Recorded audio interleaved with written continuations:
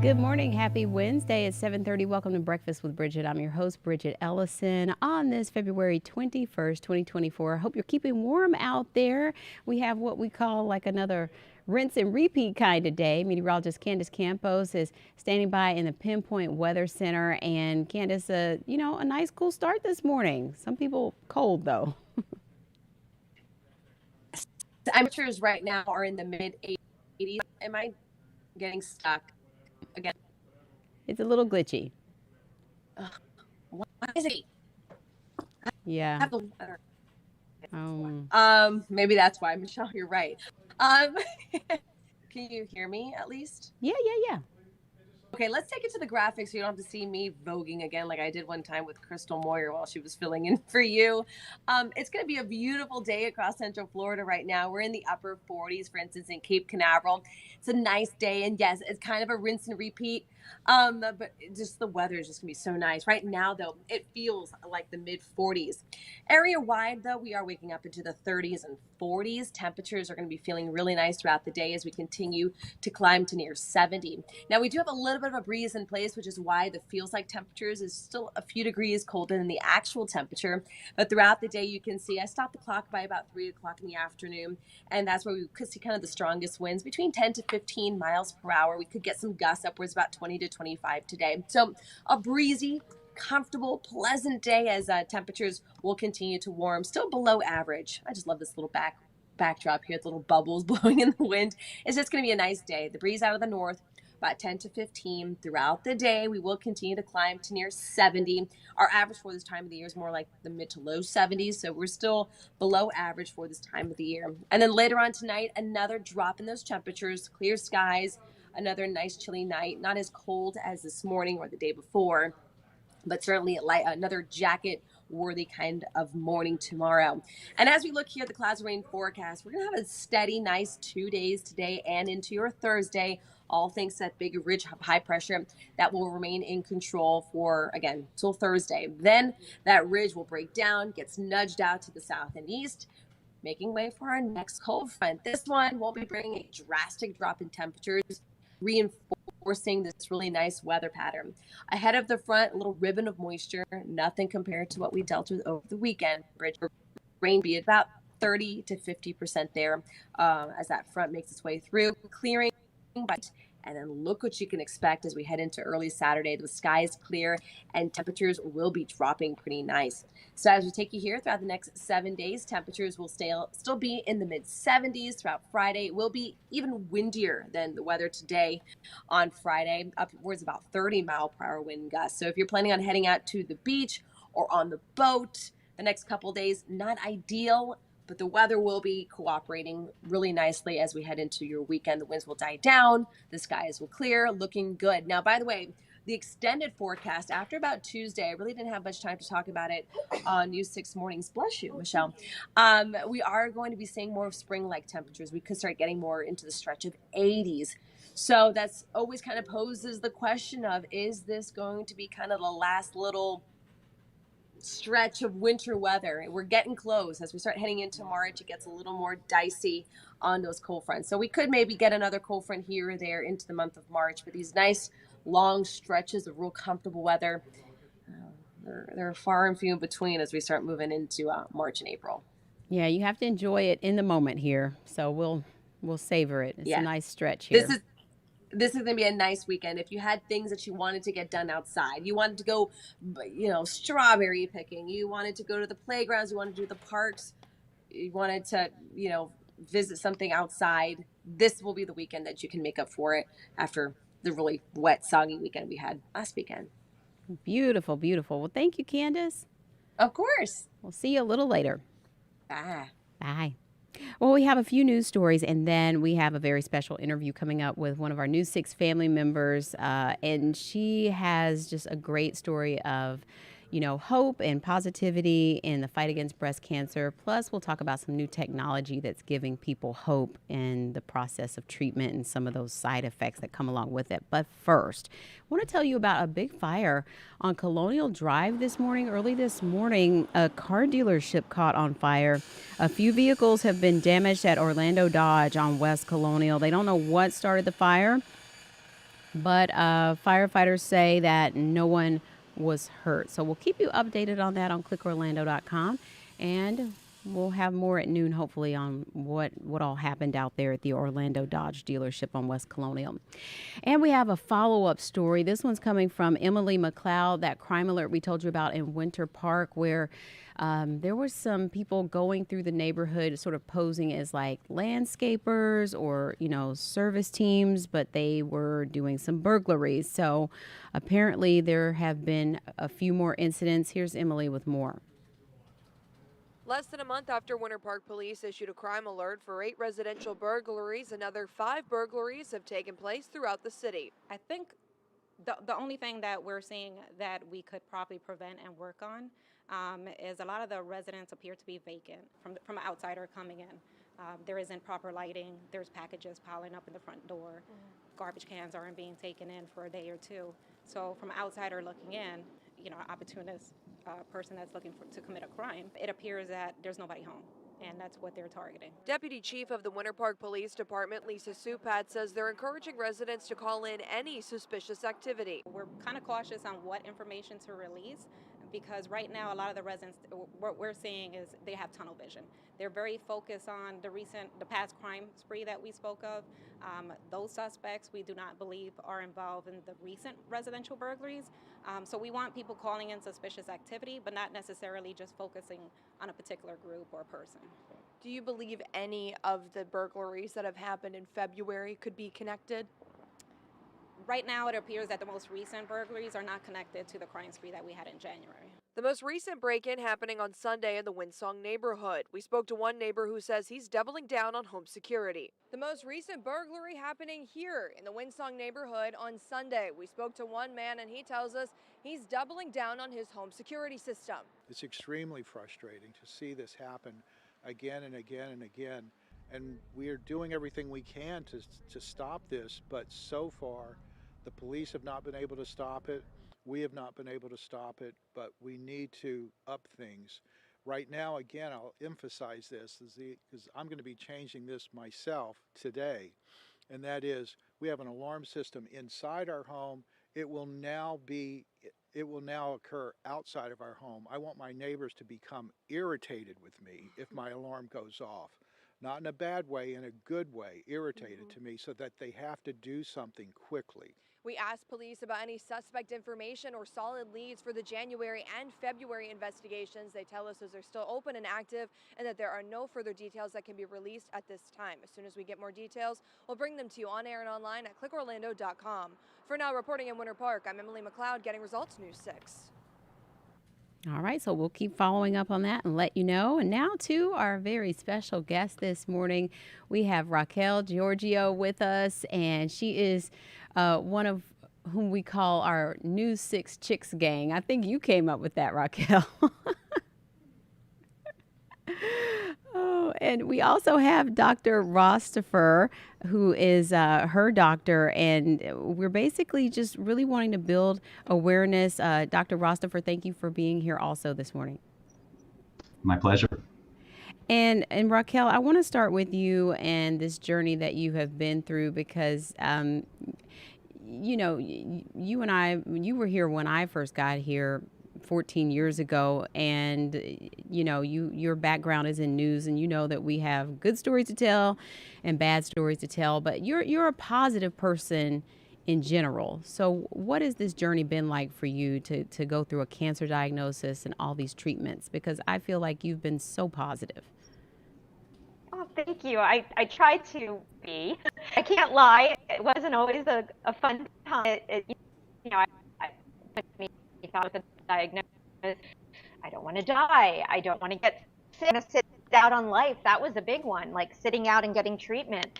I don't want to do chemo. I don't want to lose my hair. All those things. It's scary. And when I was diagnosed, I had a full year. I'm still at the tail end of it. To deal with all of this treatment. And you decided really early on, you pinned it hashtag oodles of optimism. And that was, yes. that was, there you are right there ringing the bell. When did that happen? That was right after chemo. So I had gone through 12 weeks of chemo once a week on Thursdays. It was not fun. I'm not gonna lie, but I Mm-hmm. had the most amazing support system, the most amazing friends. I had a different person taking me every week, and we had a blast actually in our little room, laughing and going through the treatment, even though it wasn't fun and it didn't feel good. And I know, we're curly girls. I know you love your hair just as much as I do mine, and you were able to save your hair through this treatment. And yeah, I see it's still just as thick and beautiful as it's always been. How did you manage that? I was blessed, and I'm not going to lie. I thought that every day I would wake up and there would be no hair. But Dr. Rostifer, who is my oncologist, fabulous guy, he introduced me to the Paxman cooling system, which was a new machine that they had just recently acquired there at the hospital. And it required a lot of work on your part to prepare for it. You Mm. had to, wet your hair. My husband, Paul, went with me every single time to get me ready for it. You had to kind of put the cap on, sit there for a longer period of time before the chemo so that your head froze. Literally, your head would Mm. freeze and you'd be freezing. I had with like 4 Like a blankets on brain me. freeze? Um, yes, pretty much. And you had this on, and then you got the chemo, and then you had to stay there and keep the hat on and stay frozen, basically as an ice cube, until it was all over. But let me tell you, it was worth it. I was very blessed to have that option. Not every office does, but Orlando Health does.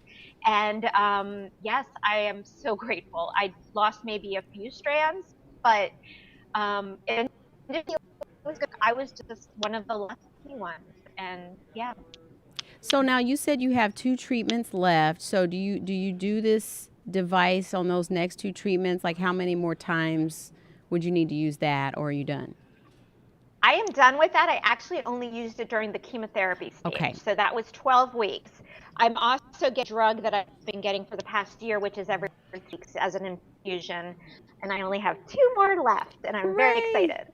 I'm so excited for you too, and I'm just so thankful that you're healthy and you're able to tell this story for us. And Dr. R, you call him Dr. R. He's here too and can give us a little bit more of the science behind how all this works and a little bit more about Raquel's cancer. Good morning, doctor. I want to ask you. Most importantly, this cool cap is giving people a lot of hope, especially, the ladies. We're worried about how the treatment will make us look, and then that's affecting how we feel. So this is giving a lot of hope. Yes, it's been fantastic.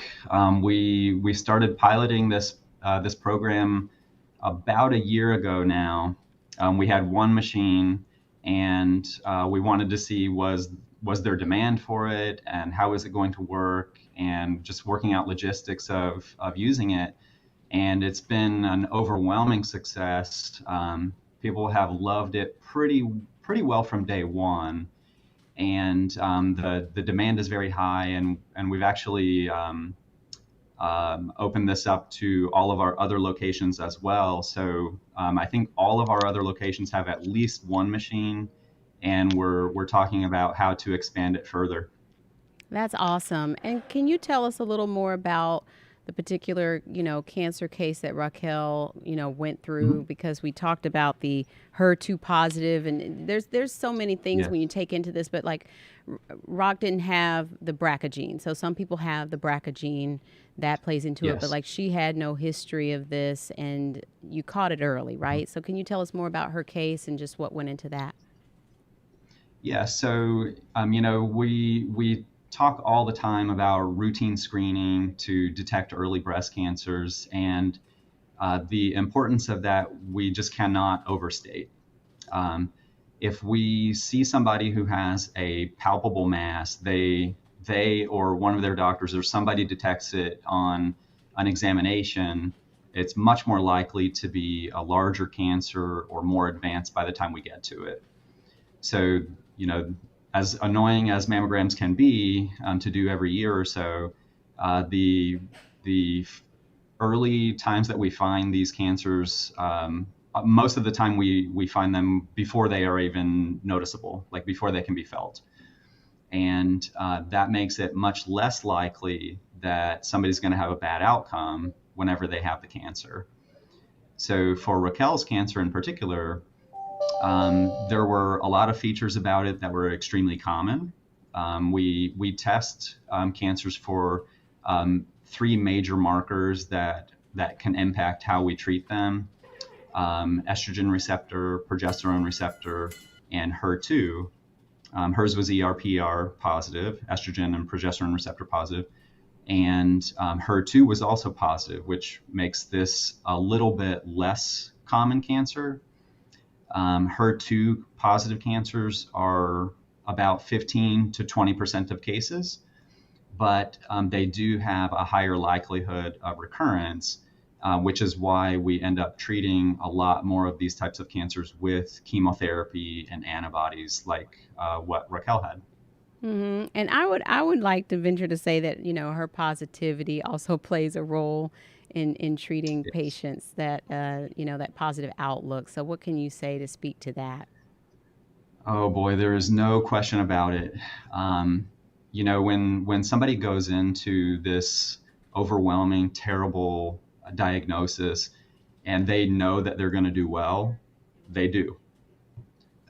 If somebody goes into it looking at every negative aspect of it and kind of complains the whole way through, they're going to have all of the side effects possible because they're looking for them. Mm-hmm. So having a good outlook is crucially important. Having good support, people who kind of share your sentiments and kind of help people through, it's crucial. Mm-hmm. People tend to do so much better that way. Yeah, and Raquel, you know, like I mentioned before, you know, you've been a longtime journalist, storyteller, you know, assignment manager. You know a story when you see one, when you hear one. Your husband's an award-winning photojournalist, Paul, here with us every day. And so when you look at your story, you know, what do you take away with you, you know, now that we're talking about it and helping share it with everyone? Well, 2 things I want to make a point of. The first is push for an ultrasound. Not all women get an ultrasound with their mammogram, and if you have dense breast tissue, like I did or do, you need to get an ultrasound. The mammogram was clear, and so if I hadn't had an ultrasound, this would be a totally different story. We would have caught this a year later, and I might not be here. I wouldn't be here talking to you right now. So the early detection is absolutely key. It makes the whole journey a lot easier. No, it wasn't fun. I had surgery. I had chemo for 12 weeks. I had radiation for a month. I had this Herceptin that I'm getting every 3 weeks, which isn't exactly fun either. But in the end, look at I'm here. I'm here. So push for the ultrasound in addition to the mammogram. It can detect things that the mammogram does not. And don't be scared. It's scary, but it could be a lot scarier, and it's better to know. The other thing I want to say is, for those of you who, I know there's a lot of women that are recently getting diagnosed, and for those of you who are just getting diagnosed, please have hope, especially if you catch it early. It's not going to be a fun year. It might be a terrible year, but there are so many beautiful moments in that year. You realize how loved you are. I had no idea how many people loved me. It brings tears to my eyes because, I mean, hundreds of people came to support me in different ways, and that was a gift. I mean, that was the gift of the year. And now I got to say, every day feels like a birthday to me, because every day you realize you can't control what's going to happen tomorrow. And I know everybody says this all the time, and it's a cliche, but it's true. Once you go through the breast cancer battle, you really need to enjoy these moments of joy every day, and just take each day as it comes, and just be so grateful for all the love you have in your life. I just had no idea. And I am so grateful to so many people out there that helped me through this journey. And you talked about worry. You know, even though you're a positive person, you said that you struggle with worry, but it's not like that anymore. How did you overcome that? Well, I'm not going to say that every day is like that, but I have to remind myself, and looking back at like even Facebook memories, looking back and seeing where I was a year ago today. Like a year ago today, I was prepping for surgery. I thought the world was coming to an end. I was worried I was going to die. I was worried about a lot of things. And now I look back and I'm like, I don't have to worry about all those things. I get to enjoy my job today. I get to enjoy life today. I work at Disney, as you can see, and they have been fabulous through this whole journey with me. And yeah, I just get to live and enjoy people in my life and take each moment as it comes and loving it all. Yeah, and I know that, Paul and your daughter Ainsley just so overjoyed to just be through this journey with you, and I know that you were thinking about all the things that you want to still experience with her as a mom. I know you're a proud mom, so it makes you cherish it that much more. Exactly. And so I coined the phrase oodles of optimism. Yep. And I feel like that can carry me through the rest of my life, however long it is, because, if you just look for the bright side, even when things are really, really dark, all the people that love you, all the great care you can get from Orlando Health, from your employer and all of that, it just helps you get through the journey and see the bright side at the end of the tunnel. And this technology you were able to use, I always talk about how Central Florida is so full of resources and technology, and we're just really fortunate and blessed to be in an area where you have access to a lot of the newest things that are, making it a little bit easier. Right. For people who live in rural areas that have to drive hours to get to a major hospital like Orlando Health, they may not be able to do this. And I am blessed that I'm in Orlando and that we do have such great technology and such great hospitals like we do. So if people want more information, Raquel, Dr. R, where should they go? Because we think about, like she said, access to care, cost is sometimes very intimidating. So what are some resources we'd like to close out with today? Well, specifically Orlando Health, that's one, orlandohealth.com. We have lots of different resources and stuff on our web pages for access to different types of care if care is needed, if there are particular questions about if we have something like Paxman, it would probably come from the treating physicians mainly, because I don't know that we are advertising that on our website, at least not yet. If there is information needed regarding Paxman, then Paxman, I think Paxman.com is their main webpage where they would have a lot more resources too. And Raquel? I just think, resources, go to Dr. R. He's great.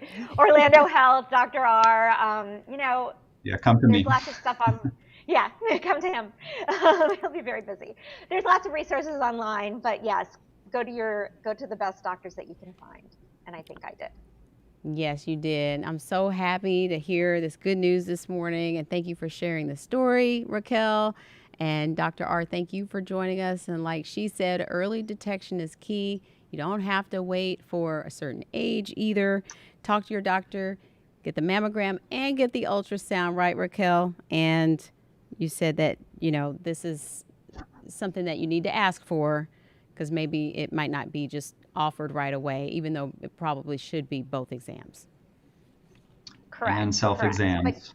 And the self-exams, you're right. Yes. Find out early so that you can continue to live life the way you want to live it. Awesome. Thank you so much for being here with us this morning, and we'll have this online later too to review, and hope to see you soon.